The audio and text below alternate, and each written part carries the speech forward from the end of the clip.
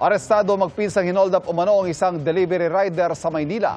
Nakumpiska rin sa kanila ang dalawang hindi lisensyadong baril. Nakatutok si Bea Pinlac. Sa kulungan ng bagsak ng 24 anyos na lalaking ito at ang 18 anyos niyang pinsan matapos umanong hold-upin ang isang delivery rider sa Malate, Maynila, Biyernes ng hapon. Itong isang biktima natin na isang delivery rider na taga Parañaque ay kinuna ng cellphone. At nalaman din natin na tinutukan ito ng baril at after nito makuha yung cellphone niya, tumakas ito. Agad raw humingi ng tulong sa pulisya ang delivery rider. Hinabol nila itong dalawang suspect na nakasakay sa motorcycle at nahuli nga nila ito.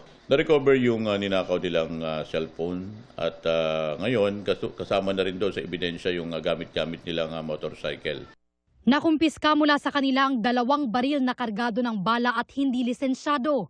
Ang nakatatandang suspect, dati na raw nakulong para sa iba-ibang krimen gaya ng malicious mischief. Sangkot din umano siya sa gun running ayon sa pulisya. Paliwanag naman ng mga suspect.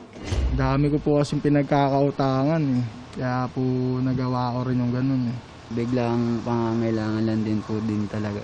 Kaya napasama din po ako. Kailangan po gamitin po yung pera pampagamot po ng tatay ko po. Kaya ako rin po nagawa niyo.